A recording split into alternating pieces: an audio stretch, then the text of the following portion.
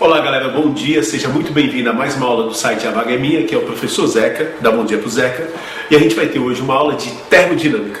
É uma matéria importante, cai em muitos vestibulares e é cheia de detalhes. Então presta atenção em tudo e anota, hein? Anota porque é importante ter um resumo para depois ir para os exercícios. Cara, a termodinâmica é a parte da física que estuda a transformação de calor em trabalho, certo? Para isso a gente usa o que a gente chama de máquinas térmicas, que são máquinas que utilizam gases e transformam calor em trabalho. Há muito tempo essas máquinas já vêm sendo boladas pelo homem. Aqui a gente tem uma máquina de Heron, da Alexandria, Grécia Antiga ainda, certo? Em que eu tenho um gás dentro de um recipiente aqui e ele é aquecido. E quando ele é aquecido, ele é ejetado, porque aumenta a pressão, né? E isso gera o movimento dessa esfera aqui. Claro que no começo elas não foram muito populares, até porque elas aparentemente eram mais recreativas, né? Um negócio bacana, mas que não tinha muita aplicação prática. Próxima à Revolução Industrial, a gente sabe que isso mudou, né? As máquinas térmicas evoluíram e começaram a realizar trabalho e substituir homens e animais. Então, estudá-las, né? Essas máquinas que geravam movimento, estudá-las passou a algo a ser muito importante na física, para poder calcular seu rendimento, quanto de trabalho realizavam e quanto de energia consumiam para realizar esse trabalho. Ok? A única coisa que para a gente entender o funcionamento dessas máquinas, a gente tem que fazer uma revisão breve sobre gases. O cara que já manja de gases pode pular direto para a segunda aula, tá ok? Porque essa primeira aula a gente vai apenas revisar gases. Cara, gás é uma coisa que você sabe que a gente não vê, né? A não ser que seja uma fumaça. Mas, por exemplo, ó, esse gás que existe entre você e o computador, agora na hora que está assistindo essa aula, você não enxerga, né? Esse gás é atmosférico. Então, gás é um negócio complexo se a gente quiser analisar molécula por molécula, porque a gente não consegue vê-las, né? E não consegue fazer um estudo direto delas. Então, existem algumas grandezas relacionadas a gases que a gente pode medir, que a gente vai chamar de variáveis de estado. As variáveis de estado que a gente pode medir, na verdade, ó, são 4. Pressão, ok? Que vai estar associada ao número de pancadas e a força com que essas moléculas colidem com a parede de um recipiente. Volume, que vai estar relacionado com o espaço que esse recipiente ocupa. E lembra, né, das aulas de sexto ou nono ano lá, um gás ele não tem um volume definido, ele sempre ocupa todo o espaço vazio do recipiente. A gente vai ter também temperatura, que a gente já viu numa aula de calorimetria, né, que vai estar associada à agitação das moléculas, o número de mols, ok? Eu sei que a gente não consegue ver diretamente a quantidade de moléculas que a gente tem aqui dentro, mas esse número de mols, né, ele vai estar relacionado a uma grandeza que a gente consegue medir, que é a massa desse gás, certo? Porque quanto mais moléculas eu tiver ali dentro, mais átomos e maior vai ser a massa. Então, essas 4 coisas aqui, né, são coisas que a gente pode medir macroscopicamente. Então, essas 4 grandezas podem ser medidas macroscopicamente, a gente vai chamar elas de variáveis de estado. Normalmente, a gente vai pegar um gás confinado no recipiente, ok? E se ele estiver confinado no recipiente, aí a gente não vai mexer no número de moléculas desse gás. Então, a gente vai trabalhar com a variação dessas 3 grandezas aqui, ó: pressão, volume e temperatura. Um detalhe importante sobre gases é que a gente sempre vai lidar com gás ideal. Gás ideal, ok? Ele não é um gás de verdade, ele tem certas características que um gás real não tem. A primeira característica é que a gente considera que cada molécula é uma pequena esfera, ok? Cujo raio, o tamanho delas, o raio, é muito, muito menor do que a distância entre elas, certo? Isso, é claro, né, diminui consideravelmente o número de colisão entre elas. Se elas são muito pequeninas, estão afastadas, uma quase não percebe a existência da outra. A gente considera também, ó, que não existe força de interação entre elas, a não ser o choque, ok? Então não existe força de interação molecular. Não existe nenhum tipo de energia potencial molecular nesse meu gás ideal. A única energia que essas moléculas vão ter vai ser do tipo cinética, associada à velocidade. Então não vai existir uma interação entre elas. E todas as colisões, principalmente com as paredes, que vão ser as que nos interessam, elas são elásticas. Todas as colisões são elásticas. Então, nas colisões, a gente não vai ter dissipação de energia. Lembra? Choque perfeitamente elástico, permanece constante o momento, também permanece constante a energia do sistema. Então, essas vão ser as características principais de um gás ideal. As moléculas não interagem, certo? Os choques são perfeitamente elásticos. A gente vai considerar elas pequenas esferas. Como que vai ser um gás real? O gás real ele vai ser um pouco diferente disso, principalmente porque as moléculas vão interagir. Vai ter uma certa força de interação entre elas, beleza? Que vai fazer com que exista uma energia potencial entre as moléculas que a gente não vai considerar nesse nosso estudo. Mas a gente pode fazer um gás real ficar próximo de um gás ideal. Para isso basta a gente fazer o seguinte, né? Pegar um gás bastante diluído, bastante rarefeito. Porque se ele for bastante rarefeito, né, as moléculas vão estar relativamente afastadas uma da outra. Então uma quase não vai perceber a presença da outra. Então eu preciso de um gás a baixa pressão para se aproximar de um gás ideal. E alta temperatura. Por que disso? Porque se a temperatura for alta, essas moléculas se movem rapidamente. Então quando uma passa perto da outra, elas passam rapidamente. O que quase não dá tempo para que ocorra uma interação. Tipo assim, ó. Imagina que tu está caminhando na calçada e vem teu amigo do outro lado. Os dois caminhando. Amigão, tal, faz tempo que não vê. Claro, se vê os dois caminhando, ó, sempre dá tempo para rolar uma interação, é ou não é? Cada um, oi, como é que vai? Tudo bem? E depois cada um segue o seu caminho. Agora, se os dois vêm de moto, 200 km por hora cada um, e um passa do lado do outro, mesmo sendo muito amigão, não dá tempo de rolar essa interação. Então, quanto mais rapidamente um passar pelo outro, isso vai estar associado à temperatura, menor vai ser essa interação entre as moléculas, e mais esse gás se aproxima de um gás ideal. Cara, agora a gente precisa entender o seguinte, né? Existe uma relação direta entre essas grandezas, tá? Direta aqui não estou falando diretamente proporcional, mas existe uma relação entre elas. A variação de uma delas sempre acarreta na variação de pelo menos uma das outras. A primeira coisa que a gente tem que entender bem é como que se dá essa relação. Dá uma olhadinha nessa simulação aí. Galera, essa é uma simulação que relaciona as 4 grandezas que a gente estava comentando. Pressão, temperatura, volume, e aqui a gente controla o número de moléculas. A primeira relação interessante é a seguinte, né? Se eu coloco uma certa quantidade de moléculas dentro desse recipiente, ó, elas começam a exercer uma pressão. Lembra, né? A gente vai considerar as moléculas como sendo pequenas esferas, e quando elas colidem com a parede, elas fazem uma força. Bom, se elas fazem uma força, né, elas acabam exercendo uma pressão. Existe uma relação entre a pressão e o número de moléculas que eu acho que é óbvia, né? Porque, ó, quanto mais moléculas eu tiver aqui dentro, mais batida eu vou ter nas paredes. Maior é a força e maior é a pressão. Então, se, por exemplo, eu dobrar o número de moléculas, colocar 100 moléculas ali dentro, ó, automaticamente a gente vai estar dobrando a pressão. Lembra a pressão que era em torno de 25, ó, passou para 50. Ok? Então existe uma relação de proporcionalidade entre pressão e número de moléculas. Na verdade, pressão e número de moléculas vão ser diretamente proporcionais. Assim como, ó, vai existir uma relação entre temperatura e pressão. Ok? Lembra que a gente viu numa aula de calorimetria que a temperatura estava associada à agitação? Se a gente fornecer calor para esse sistema aqui, ó, e aumentar a temperatura, sei lá, vamos dobrar a temperatura aqui, ok? Dobrando a temperatura, a gente vai dobrar a pressão. Então também existe uma relação de proporcionalidade entre pressão e temperatura. Pressão e temperatura são diretamente proporcionais. Quanto mais rapidamente as moléculas se agitam, maior são as cacetadas nas paredes aqui, ó, e maior é a pressão exercida pelo gás. E ainda vai existir uma relação entre volume, né, que é o espaço ocupado pelo gás, e o gás sempre ocupa o espaço de todo o recipiente, ok? O volume e a pressão, né? Esse carinha aqui controla o volume, ó. Eu posso aumentar o volume ou diminuir o volume. Eu vou perceber o seguinte, ó, se eu aumentar o volume, a pressão acaba reduzindo. Percebe isso? A explicação é simples, né?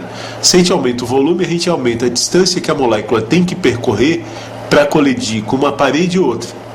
Então ela vai gastar mais tempo entre uma colisão e outra. A gente vai ter uma menor quantidade de batidas na unidade de tempo e uma menor pressão.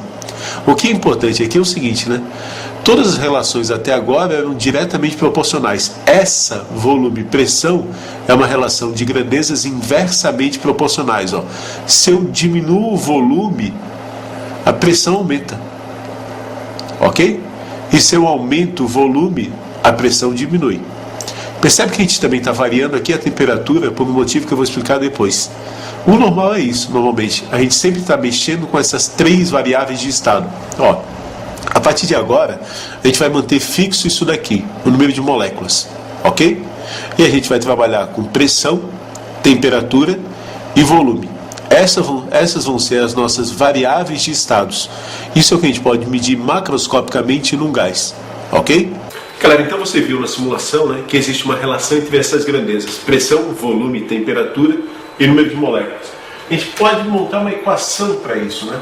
Você viu que existe uma relação de proporção em que pressão e número de moléculas são diretamente proporcionais. Quer dizer, ó, aumentando o número de moléculas, o número de mols, a gente aumenta a pressão.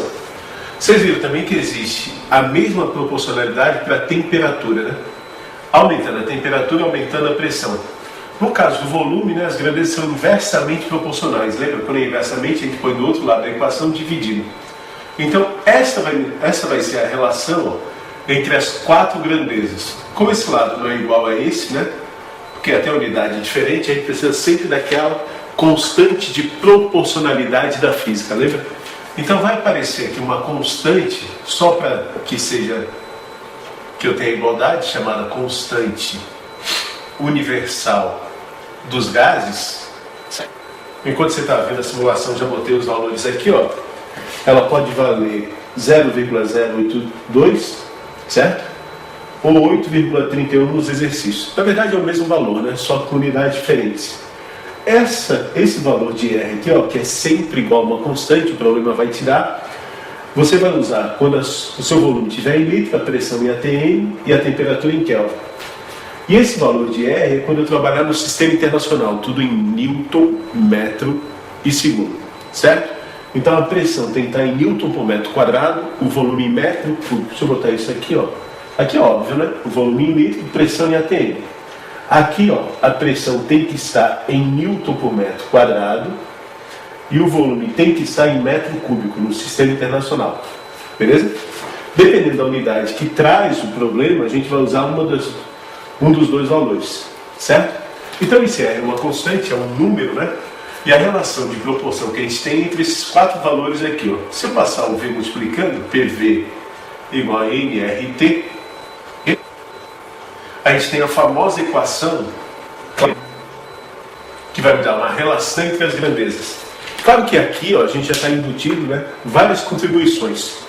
Teve Charles, Boyle, Lussac, né, foram pessoas que foram tratando essas grandezas separadamente, foram vendo as relações que existiam entre elas, beleza? Até que se chegou a essa noção geral. Se eu tiver uma transformação gasosa de qualquer tipo, mexendo em qualquer uma das quatro variáveis, né, a única coisa que eu tenho certeza que não vai mudar nessa equação aqui, ó, é o R, percebe? Porque R é uma constante, é um número sempre igual, né? O R nunca muda. Então, se a gente isolar o R, vamos isolar o R aqui rapidinho, nessa de baixo pode ser. Se a gente isolar o R é uma constante que vai ser a pressão vezes o volume, né? Deve ver até pelas unidades aqui, dividido pelo número de moléculas vezes a temperatura. Ok? Então, essa relação aqui, ó, ela tem que permanecer sempre igual, independente do tipo de transformação que eu faça, né? Esses quatro valores aqui multiplicados e divididos tem que ser uma constante. Então eu posso pegar qualquer gás não, porque a gente está tratando um gás ideal, né? Então eu pego um gás ideal e posso botar mais gás, tirar gás, mexer na temperatura, diminuindo, aumentando, mexendo a pressão, mexendo o volume, mas essa relação aqui, ó, sempre tem que permanecer igual. Então, a pressão inicial vezes o volume inicial de um gás, dividido pelo número de moléculas inicial vezes a temperatura inicial, vai ter que ser sempre igual. Então, se a gente mudar a pressão, passar para um valor de pressão final, a gente vai ter que ter um volume final, um número de moléculas final e uma temperatura final que me satisfaça essa equação aqui, ó. Beleza? Esses quatro valores multiplicados e divididos tem que dar sempre o mesmo número. Ou seja, se a gente estiver trabalhando nessas unidades, 0,082. É muito comum a gente confinar gás no recipiente e ficar trabalhando com ele aqui dentro. Se a gente confinar gás no recipiente e ficar trabalhando com ele aqui dentro, o que a gente vai variar nele, ó, é a pressão, a temperatura e o volume. Mas a gente não vai mudar mais o número de moléculas, porque a gente já botou aquela porção de gás e não põe mais. Beleza? Se o número de moléculas permanecer igual, né, A gente pode cortar o N inicial com o N final, porque vão permanecer iguais. E a gente vai ter essa relação aqui, ó, PVT, né, igual ao Povotó aqui, para quando eu tenho uma transformação gasosa. Essa equação aqui é chamada de equação geral dos gases. Aqui é importante salientar o seguinte, né, quando que a gente usa essa, quando que a gente usa essa, né? Percebe que essa equação aqui, né, a de Clapeyron, é para um determinado estado. Eu tenho um gás num estado e quero saber uma das grandezas que eu não conheço. Por exemplo, fala assim, ó, o gás tem 2 mols, pressão de 2 atm, volume de 10 litros, eu quero saber a temperatura. Eu quero caracterizar um estado de um gás, certo? Se eu quero caracterizar um estado, eu vou utilizar a equação de Clapeyron. Agora, se rolar uma transformação, passar de uma pressão inicial para uma pressão final, de um volume inicial para um volume final, a gente vai usar a equação geral dos gases. Tá? Um detalhezinho importante, tanto para essa quanto para essa, como para qualquer equação que a gente vai trabalhar em termodinâmica, a temperatura tem que estar necessariamente, olha só, em Kelvin. Ok? Galera, o pessoal erra muito isso em problema. A temperatura tem que estar em Kelvin. Por que tem que estar em Kelvin? Porque Kelvin, lembra, né? A menor temperatura que existe é o zero. O Kelvin começa do zero, né? Ou seja, na escala Kelvin a gente não tem valor negativo de temperatura. Lembra aquela equaçãozinha, como é que se transforma de Celsius para Kelvin? É a mais fácil que tem, né? Vou botar aqui, ó. Se eu tenho uma temperatura em Celsius e quero saber a temperatura em Kelvin, basta a gente somar 273. Certo? Vírgula, uma coisinha mais, o vestibular não considera isso. Então, basta a gente somar 273. Certo? A menor temperatura que existe é menos 273 graus Celsius. Mais 273, zero. Então, a escala Kelvin começa do zero. Ou seja, não existe na escala Kelvin valor de temperatura negativa. Na escala Kelvin, os valores de temperatura são sempre positivos. Eu nem vou botar igual a zero, porque a gente não consegue chegar no zero, lembra? Os valores de temperatura vão ser sempre positivos. E nessa fórmula aqui, ó, pelo que eu observo, a gente não pode ter uma temperatura negativa mesmo. Zeca, eu não entendi, ó, vou te explicar. Imagina que a gente colocasse aqui um T negativo. Então, desse lado da equação eu teria um valor negativo. Consequentemente, como é igual, desse lado da equação eu teria que ter um valor o quê? Negativo. Beleza? Ou seja, para dar um valor negativo, né, um desses dois caras aqui tem que ser negativo. Então, ou eu teria uma pressão negativa, que é absurdo, né, porque a menor pressão que existe é o vácuo, que daí as moléculas não tem molécula para bater, ou eu teria um volume negativo, que é mais estranho ainda, né? Menos 2 litros, qual o significado disso? A gente sabe que isso não existe, né? Tanto o valor de pressão quanto de volume são valores positivos. Então, se desse lado da equação é positivo, aqui tem que ser positivo. Então, a única escala de temperatura que a gente pode usar nessas equações aqui, ó, tanto nessa quanto nessa, são temperaturas com valores positivos. Beleza? Interessa pra gente em termodinâmica saber algumas transformações especiais. Cara, a primeira aqui é uma transformação isotérmica. Iso significa igual, tá? Igual. Térmica está relacionada à temperatura. Então anota aí no teu caderno que é uma transformação que ocorre a temperatura constante. Ó, se é uma transformação que ocorre a temperatura constante e eu recordar da equação geral dos gases, pressão final, vou chamar só de P, vou tirar o índicezinho, volume final, temperatura final, é igual a pressão inicial, volume inicial, temperatura inicial. Ok? Se é uma transformação que ocorre a temperatura constante, a gente pode simplesmente cortar o T. Concorda comigo? Cortar o T. Beleza? E a gente vai ter essa relação entre P e V. Bom, a gente já viu, né, que P e V são grandezas inversamente proporcionais naquela animação. Ok? Sempre que a gente aumenta o volume, a gente diminui a pressão. Sempre que a gente diminui o volume, a gente aumenta a pressão. A gente pode ver isso, né? Esse V que está aqui, ó, ele pode passar dividindo. Então a pressão final vai ser igual aos valores iniciais multiplicados dividido pelo volume final. Então pressão e volume são inversamente proporcionais. Essa é a característica de uma transformação isotérmica. Eu vou ter uma variação da pressão e do volume. Aliás, isso é uma coisa que eu não chamei a atenção, né? Mas eu acho que na animação ficou bem evidente. Eu nunca consigo mudar uma coisa só. Para satisfazer essa equação aqui, ó, se eu mudar uma grandeza, automaticamente outra já tem que mudar junto, para que aquele produto e aquela divisão dê sempre o mesmo resultado. Eu nunca consigo mexer só no volume. Eu tenho que mexer ou na pressão ou na temperatura. Assim como eu não consigo mexer só na temperatura. Eu sempre preciso mexer em pelo menos duas grandezas. Nesse caso aqui eu vou estar mexendo simplesmente na pressão e no volume. Interessa para a gente, ó, qual é a cara de um gráfico? Pressão por volume de uma transformação isotérmica. Tá? Meu conselho para o cara visualizar esse gráfico é que ele monte uma tabelinha da pressão pelo volume. Vamos escolher valores assim. Vamos supor que quando o volume é 1, a pressão é 8. Beleza? Então, se a gente multiplicar aqui, né? Vamos resolver essa conta aqui. Ó, a pressão vai ser igual a 8 vezes 1. Isso são os valores iniciais, permanece constante, dividido pelo volume. Então, a pressão vai ser igual a 8 dividido por V. Ok? Então a pergunta é a seguinte, né? Se a gente mudar, isso aqui são os valores iniciais, né? Eu medi no meu experimento e esses são os valores que eu tinha. Se eu mudar o volume para 2, quanto que vai ser a nova pressão? É só botar 2 no lugar do V, né? 8 dividido por 2, 4.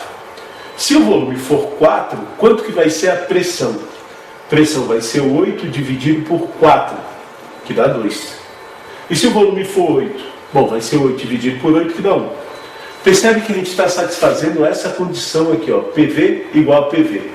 8 vezes 1, 8, 4 vezes 2, 8, 2 vezes 4, 8, 1 vezes 8, 8. Multiplicando os dois sempre dá o mesmo resultado. Se eu fosse montar um gráfico, qual que seria a cara do meu gráfico? Então eu vou ter aqui o seguinte, né? Pressão por volume, eu fiz de 1 até 8 ali a minha escala. Né? Quando o volume é 1, a pressão é 8. Quando o volume é 2, a pressão é 4. Quando o volume é 4, a pressão é 2. E quando o volume é 8, a pressão é 1. Se eu ligar isso daqui, ó, eu vou ter aqui uma hipérbole. Beleza? Essa curva aqui, ó, essa curva vai me caracterizar uma transformação isotérmica. Galera, anota no teu caderno e põe asterisco, coraçãozinho, que é uma coisa extremamente importante. Isso aqui me caracteriza uma transformação isotérmica. Vocês vão ver que a gente vai estar falando muito dela, principalmente nos últimos exercícios, certo? Se a curva é isotérmica, significa que em qualquer ponto desta curva eu vou ter o mesmo valor de temperatura, certo? Eu vou ter o mesmo valor de temperatura. Eu posso traçar num gráfico várias isotérmicas, e todas as isotérmicas sempre vão ter essa mesma cara, tá? Uma característica que a gente vai ver para essas isotérmicas, que tem sempre essa cara aqui, ó, é que quanto mais afastada do eixo, maior é a temperatura em que está acontecendo as transformações. Né? Aqui eu tenho uma isotérmica, nessa curva 1, todas as temperaturas são iguais. Aqui eu tenho uma próxima isotérmica, nessa curva todas as temperaturas são iguais. Não igual a essa. Né? Esse ponto é igual a esse, que é igual a esse, que é igual a esse, que é igual a esse, que é igual a esse. Diferente desse que está em outra isotérmica. Aqui também eu tenho uma outra curva em que todas as temperaturas são iguais. Certo? Se eu traçasse uma reta aqui, ó, à medida que eu me afasto desse eixo, maior vai ser o valor da temperatura. Que é fácil de observar aqui, ó. Se eu estiver me movimentando desta forma, né, eu estou variando tudo, tá? T, P, V, estou variando tudo. Ok? Certo? Se eu estiver variando tudo, ó, indo para cá, eu estou aumentando o P e o V. Para que esse valor permaneça constante, eu também tenho que aumentar quem? O T. Vamos supor, só para efeito de entender esse finalzinho, que esse meu produto era 8 e essa temperatura era 2, tá? Que dá 4. Esse aqui passou para 16. Bom, para continuar dando 4 a divisão, a temperatura teve que passar para 4. Então, à medida que vai aumentando o P e o V juntos, a temperatura vai sendo cada vez maior. Então, sempre que eu tiver várias isotérmicas num problema, ó, aquela que estiver mais afastada da origem do gráfico vai ser a que tem maior temperatura. Isso é legal, né? Porque olha só, o meu gráfico não é da temperatura, é da pressão e do volume, mas só olhando para ele eu já sei estimar a temperatura, certo? Quanto mais afastado aqui, ó, maior vai ser a temperatura do meu sistema. Galera, a segunda transformação importante é essa, né? Uma transformação isobárica. Iso quer dizer igual, baros quer dizer pressão. Então essa é uma transformação que ocorre a pressão constante. Se a gente pegar nossa equação geral dos gases, né, que me dá qualquer tipo de transformação, quando a gente não muda o número de moléculas, né? Caso a pressão seja constante, a gente pode cortar os P's aqui, ó. Param. Beleza? E resolve a questão só assim, né? V sobre T é igual a V0 sobre T0. Não esquece, temperatura sempre em Kelvin. Por favor, não vai errar isso. Muita gente erra isso no vestibular. Esquece de botar a temperatura em Kelvin. Tem que ser em Kelvin. Ok? E de novo, a gente não precisa decorar essa fórmula, né? É só saber que numa transformação isobárica a gente vai cortar os P's. Essa lei aqui é chamada lei de Gay-Lussac. Foi o cara que estudou isso. Como é que fica o gráfico da pressão pelo volume? Tá? Ó, se a pressão é constante, eu vou ter uma reta paralela ao volume. Ó. Eu vou ter uma reta perpendicular ao eixo da pressão. Para qualquer volume aqui, ó, por exemplo, volume 5, a pressão é 6. Volume 8, a pressão é 6. Então eu tenho uma pressão constante. Você deve estar pensando assim, por que a gente não faz outros gráficos, né? Pressão por temperatura, volume por temperatura. Bem, eu aconselho que você faça, é um bom exercício, né? Como é que eu faço um gráfico, por exemplo, volume por temperatura? Bom, eu vou lá, construo minha tabela, ó, volume, temperatura, certo? E eu escolho algo inicial, qualquer coisa, né? O importante é que eu obedeça essa relação. Eu escolho assim, por exemplo, o volume 1, a temperatura é 1. Daí eu ponho aqui, ó, temperatura 2, 3, 4, 5, tudo em Kelvin, né? Números bem fáceis, óbvio, né? Pra gente não ficar se quebrando. E eu descubro aqui os volumes. Você vai ver que é 1, 2, 3, 4, isso daqui vai dar uma reta inclinada. Mas eu não vou fazer esses gráficos, porque aqui é só uma revisão, né? E o que me interessa na matéria que está por vir é esse gráfico aqui, ó. Pressão por volume, que é o gráfico que eu vou usar para calcular trabalho. Então eu tenho que saber em todos os... Eu tenho que saber a representação de todas as transformações num gráfico da pressão pelo volume. E a última, transformação isocórica, isvolumétrica ou isométrica. É tudo a mesma coisa, ó. Iso é igual, é uma transformação que ocorre a volume constante. Ó, muitos vestibulares gostam mais desse nome, que, claro, ele é o mais complicado, né? Então, cara, tem que lembrar que isocórica é uma transformação que ocorre a volume constante. Essa lei aqui é a lei de Charles, né? Ok? Foi o cara que estudou isso. Tudo bem? E como é que fica a nossa equação lá? Então, tem PVT é igual a Povoltó, né? Para transformação. Se o volume é constante, a gente vai cortar o quê? Isso, volume. E sobra essa relação aqui, né? Temperatura sempre em Kelvin, não esquece. Como é que é o nosso gráfico? Pressão por volume. Ó, volume constante, ó. Eu vou ter uma reta paralela à pressão, ó, que forma com o volume um ângulo de 90. Então, por exemplo, ó, pressão 1, volume é 4. Pressão 4, volume é 4. Pressão 8, volume é 4. O volume está permanecendo constante. Como exercício é bacana você fazer os outros dois gráficos, né? O gráfico da pressão pela temperatura, ok? E o gráfico do volume pela temperatura, para ver como é que isso varia. Mesma coisa, faz uma tabelinha e resolve. Cara, o que a gente vai ver a seguir, né, é um aprofundamento de gases, tá? Na verdade, só o final desse aprofundamento é que vai ser importante mesmo, né? Você pode até deixar lá para o resumo que eu vou apresentar no finalzinho desse vídeo, tá? O cara que gosta de ver deduções, vê a próxima parte. Quem não gosta de ver deduções, não vê, porque é uma dedução que exige um certo cuidado. Olha só.